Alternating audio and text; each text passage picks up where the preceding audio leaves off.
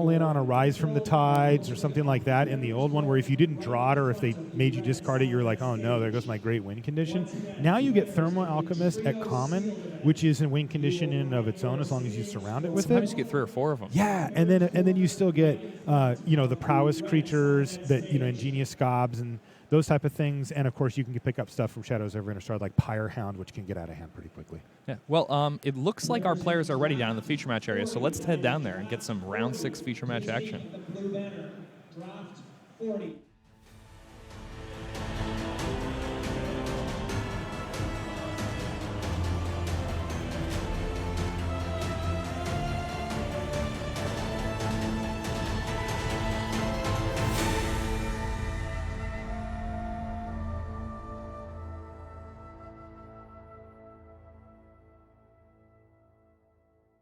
Hello and welcome to coverage of Grand Prix Portland. I'm Marshall Sutcliffe in the booth with Jacob Van Lunen. And we're heading into round 6. Yeah. 2/3 of the way through the day here as we work our way towards round 9. There's Ian Woolley. And I hope you're ready, Ian, because you are facing down one of the best players to play our game, Paul Rietzel. Ever. He is a fantastic player, really top-notch, consistent winner at Magic. He gets it. He understands the game. He puts in the work needed to stay good at it. Guy's a PT champ and really one of the best. Oh, no, this is not great news for Ian Woolley, though. Right away, he's passed the turn back to Paul Rietzel, who has transformed his Duskwatch Recruiter and is going to start jamming. Now, Paul, this week on Magic Online, went undefeated in a competitive standard league playing a Bant Collected Company deck that was 30 creatures, 4 collected companies, and 26 lands. Wow. Could he be playing that again right now? Absolutely he could. So something weird just happened there. So Paul casts a Sylvan Advocate, but of course he's getting a discount. Mm-hmm. But then Ian, it looked like he tried to counter it with a Spell Shrivel, but he doesn't actually have enough mana to cast Spell Shrivel here at only 2. So there was a pause there, and I can't hear the players, but I'm assuming that Paul just reminded him that he needed an extra mana for that, and then it was determined that, okay, well then the Advocate's going to resolve, and you can see that Paul, maybe being the good guy there, he let Ian play his land and then ran his Spell Queller into it. Let's see if Paul wanted to clear the way. He may have just run that out there like, hey, there's something sweet on this turn that I want to play. Though that doesn't actually seem to be the case here. He's just going to play a Duskwatch Recruiter and miss a land drop. Thing is, he sees he's playing against one of these blue-red decks. He wants to empty his hand as aggressively as he possibly can. Okay. What's weird is now he's seeing these... But you only want to do that if you're facing down the Fever Visions, right? Yeah, and it seems that might not be what he's playing against. Now he sees these Shrine of the Forsaken Gods, and his opponent's likely going much bigger. And here's a Kozilek's return, but you can see that Paul had a plan for this. His turn, remarkably similar to the other turn, he also had another Spell Queller at the ready. All right, so here's Rietzel doing what Rietzel does, beating down with small creatures and doing it well here. Goodness sakes. That's 9 damage. That could easily bring Ian down to just 3 life here. Paul firing on all cylinders with his heavy creature-based Collected Company deck, even more so than the regular Collected Company decks. So he is playing one other non-creature spell besides Collected Company as a one-off. What did he find? What is it? Ojutai's Command. Ojutai's Command. Counter an Emrakul. He can return one of his 2 drops back to the battlefield in the process. Selfless Spirit, pretty good against these red control decks. I mean, against black control decks, everybody's playing Languish, and as a result, a lot of people kind of moved away from Selfless Spirit. But Selfless Spirit, when everybody's trying to get you with Kozilek's return, they're trying to use Radiant Flames post-board, that buys you the turn you need to win the game. Here's Anticipate from Ian Woolley, but I think he's just going to get banted here. Now, I'm curious, by the way, when you said Paul's playing Ojutai's Command, did you mean that, he added 4, or did you mean 1? Okay, so he has a singleton copy of Ojutai's Command. All right. And that's it. That's going to do it for game one. That was a savage beating from Paul Rietzel. What a curve out. And the worst thing about it from Ian's side was it really, the key turn was turn 2 when he didn't have anything to do and just said go. And then Paul got to transform into Krallenhort Howler because he was able to leverage that in a huge way, right? I mean, he played 2 creatures a turn the next 2 turns, and he wouldn't have been able to. He was actually missing land drops, but the Howler just reduced the cost enough to, make it really tough for Ian there. It just let him kind of explode onto the board. And I mean, that's one of the dangers with playing one of these decks where your early interaction is cards like Clash of Wills. Because if you lose a die roll and you're against somebody who has access to a card like Duskwatch Recruiter in their deck, a card that like Lambholt Pacifist, like you're giving up a lot of value and allowing your opponent to get really far ahead if they win the die roll against you and just have one of those 2 cards in their opening hand. Post board, of course, you can gain access to cards like Fiery Impulse, that help you catch up, but it's hard to play those cards in your main deck. You really have to hope that you can, clear their board with a triggered Kozilek's Return, usually.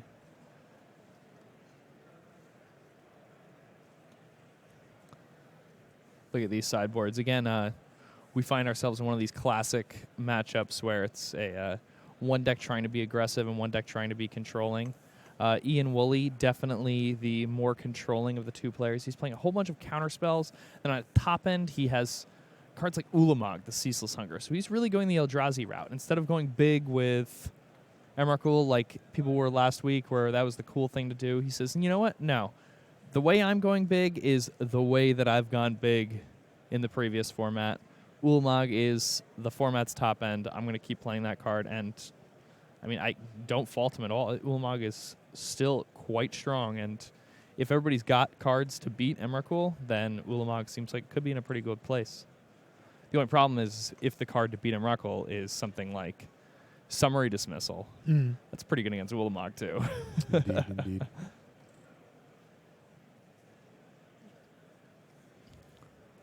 So, Ian really looking to contain Paul.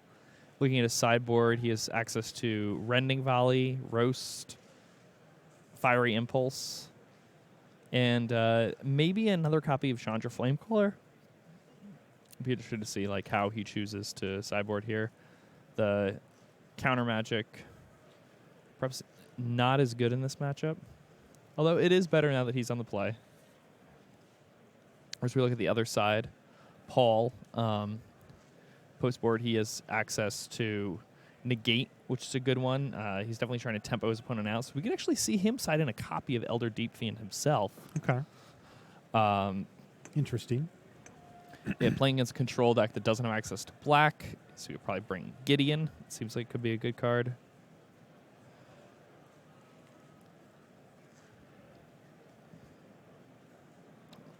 Paul will likely want to reduce the number of 2 toughness creatures in his deck for the most part, especially here on the draw.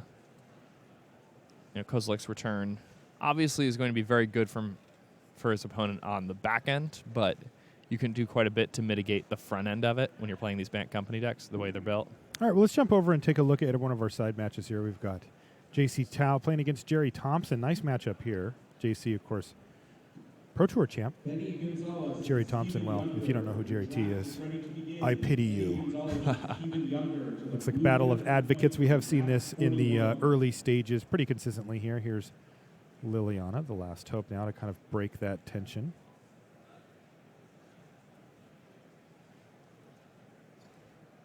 And JC's going to go ahead and attack now. Interesting. He could have attacked first.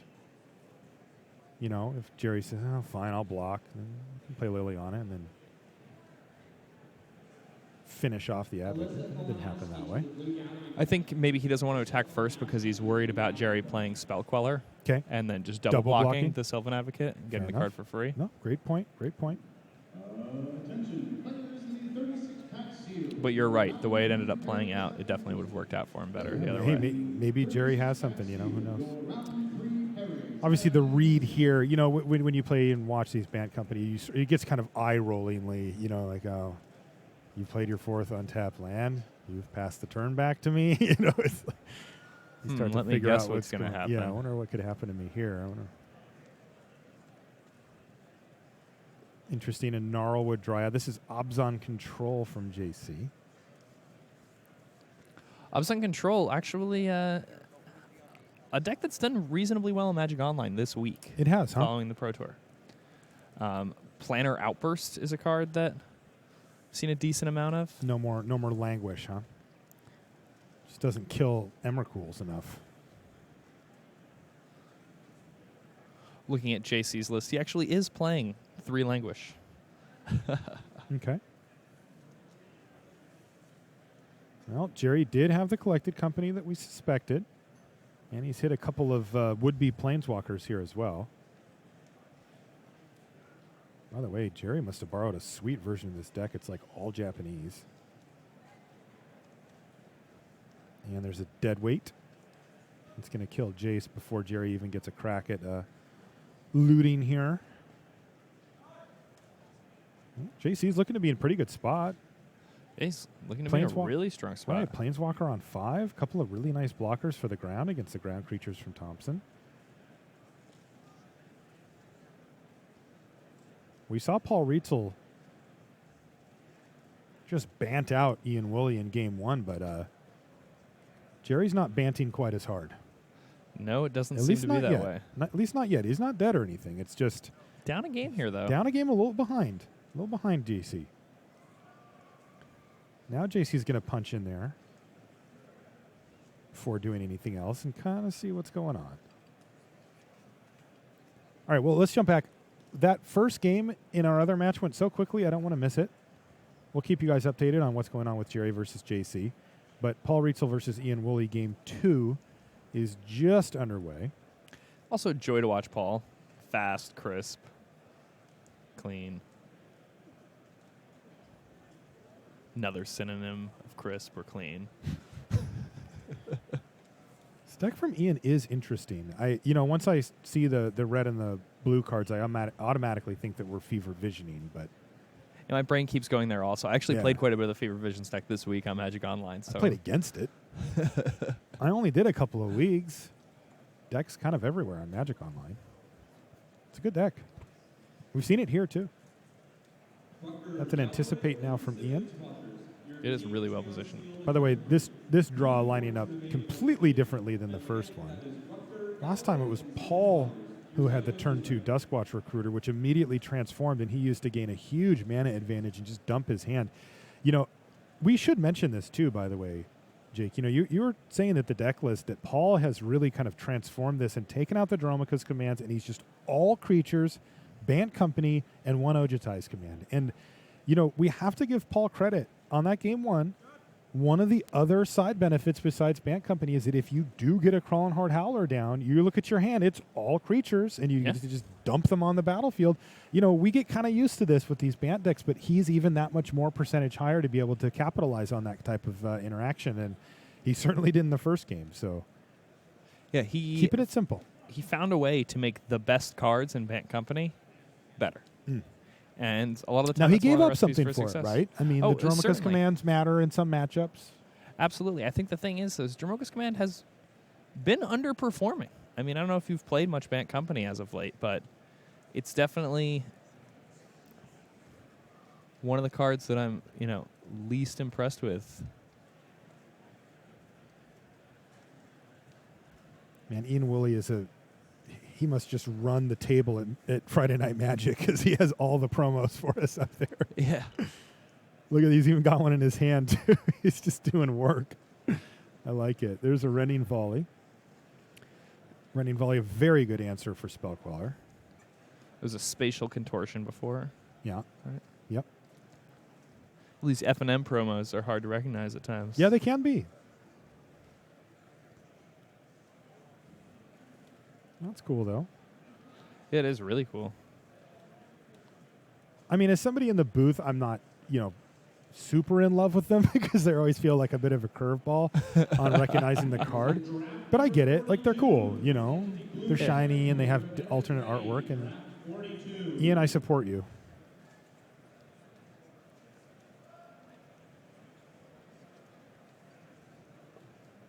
And Tireless Tracker, even in a spot like this, like he just played a land, got the clue, sacrificed the clue. Even when his opponent kills it, he just ended up so far ahead. I'm going to assume that's a roast. F&M promo roast, obviously. Is there any other kind of roast? Oh, man. So funny.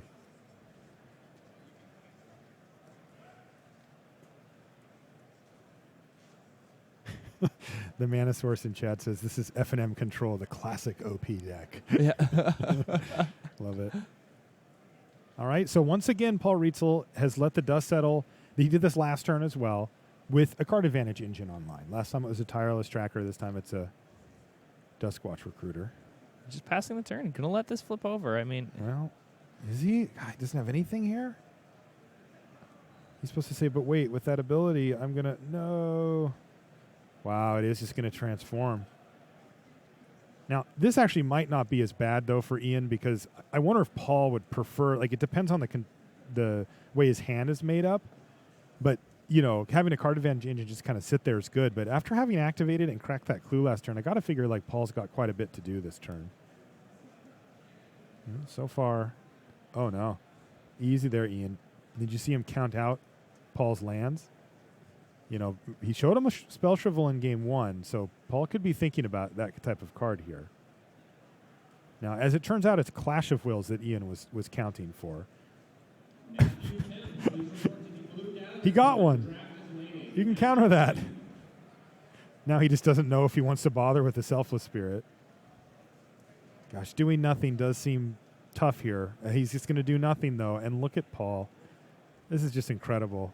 Now he gets to transform back. I mean, he had a redundant one anyway, and he gets to start drawing cards again. He is just playing these Duskwatch Recruiters like a fiddle. All right, now Ian has a lot of mana available now, right? Let's see what he's got. yeah, you could conceivably Ulamog here, right? Well, how about Drowner of Hope? Not too bad. Okay. Nice big body. Definitely helps lock up the ground for him, and he gets a couple of these tokens as well. And on end step, Paul Rietzel once again going to activate and find a Tireless Tracker. How is Ian supposed to beat this? Like, Paul goes draw an extra card into play 3 extra creatures into draw an extra card that draws me extra cards. Like, I think the plan's got to just be, I'll chump and survive for a little while. I'll find a Kozilek's Return. I'll use that Kozilek's Return, getting the Selfless Spirit off the table, and then the following turn I find an Ulamog, and it flashes back the Kozilek's Return. And Paul just playing beautifully here. He plays a Tireless Tracker, does not overcommit. He's left himself with a really nice defensive spell, in this case, Avacyn. In case Not too shabby. Yeah, you know, in case the sequence how you described were to pop up. And if he's and then able to... Of course, if he doesn't have to cast Avacyn, well, he can just activate that Duskwatch Recruiter again or crack a clue and activate Duskwatch Recruiter again. The world looks beautiful from Paul Rietzel's side, I'll say that. These draws have not cooperated with Ian.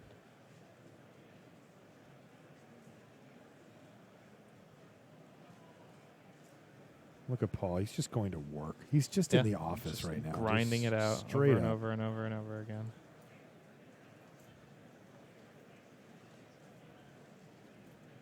Paul's going to draw his card for the turn. He found a land.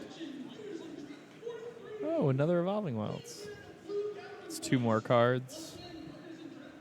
Tireless Tracker continues to grow.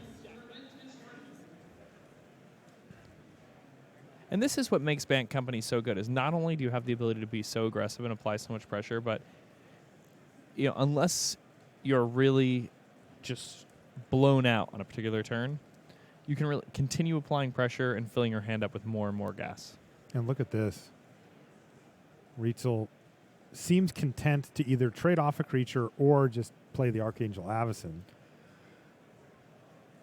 depending on what happens to protect his team. Looks like he's convinced Ian into cracking a spawning bed here, which is going to net him 3 additional Eldrazi Scions, giving him total of 5. And it looks like Ian's just going to go ahead and line up blocks here.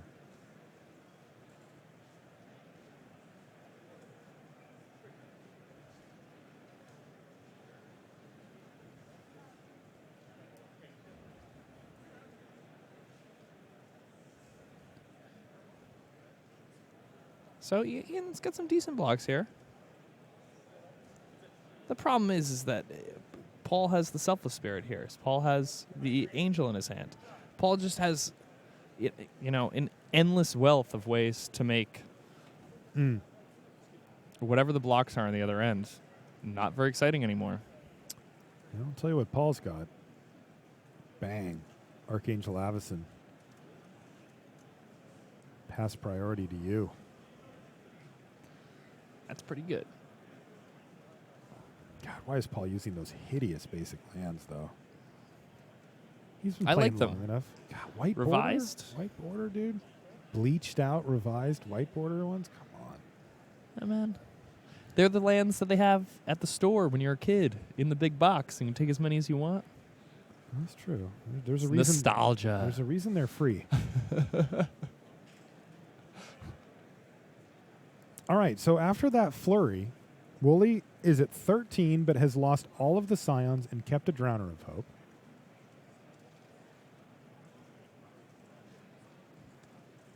At this point, really trying to dig deep, figuring out what Ian could draw, what could happen for him that he's able to win this game. And it's not looking good for him. Again, there's got to be some way that he could end up with a return in his graveyard, casting an Eldrazi. The problem is that now there's a pair of Selfless Spirits on the other side of the table. That might not even be good enough. So Paul had 2 redundant ways to make his team indestructible after casting a card that made his team indestructible. correct. Good, clean fun here from Paul Rietzel. He's panting very hard, as they say. Yes. Yeah, this is it's going to be a tough one for Ian. 4:30. He's found a Jace. He's going to plus, it looks like. Yeah, maybe you can unravel this puzzle. I'm drawing a blank.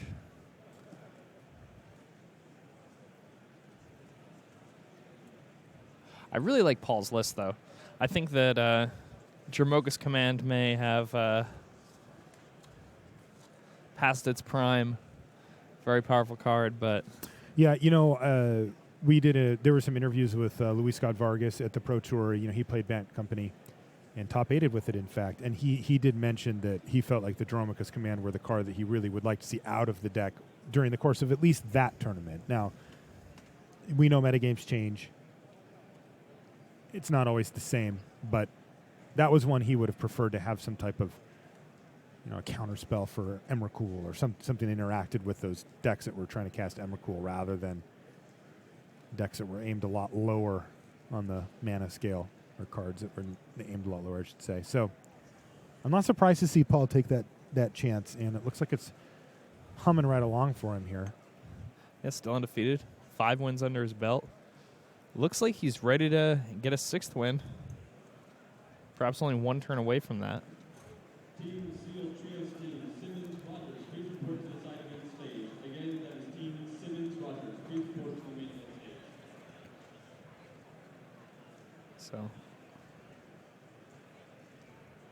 again, and Tireless Tracker, every time we see this thing on camera, just takes a game over.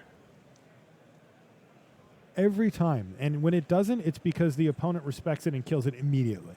Yeah. Yeah, it just seems like one of the perfect cards for this deck.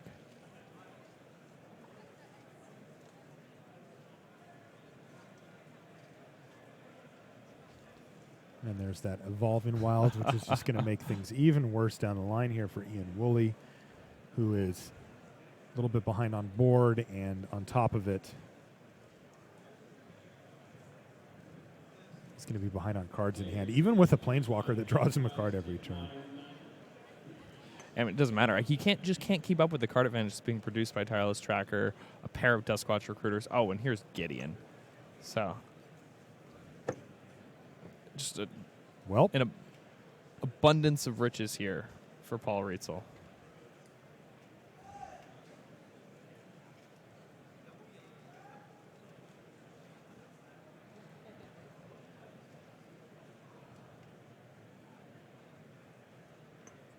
Ian really trying to think this one through. I mean, if he has counterspell, I imagine he's going to use it, but I don't know. Paul has 5 lands untapped. He's just going to go ahead and make an emblem. I like that a lot. Yeah. Represents massive damage here against Ian. I also wouldn't be surprised to see Paul just ignore Jace. Can he get the kill here? Ian's going to cash in a couple of his Scions to tap down potential ground or potential attackers in Archangel Avacyn and a Tireless Tracker as well.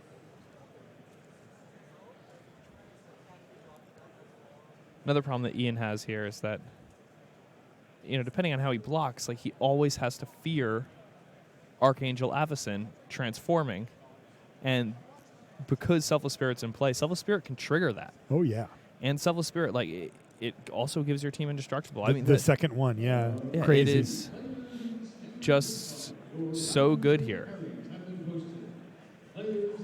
Yeah, walk us through that. So what would happen? So Paul sacrifices his Selfless Spirit. Mm-hmm. Archangel flips over on the next upkeep. Mm-hmm. And then the other Selfless Spirit, when the Archangel flips over, can be sacrificed to give your whole team indestructible. So they live through the Archangel trigger, whereas your opponent... Yeah. And now they're facing down a destroyed. 6/5 flyer, and they take 3 damage, and Yeah. your creatures take 3 damage. That is going to do it. Tough one there for Ian Woolley. It felt like Paul Rietzel just had kind of the deck and the draws ahead of Ian for both of those games pretty convincingly. And he takes the match 2-0. And that's going to do it for round 6 here from Portland.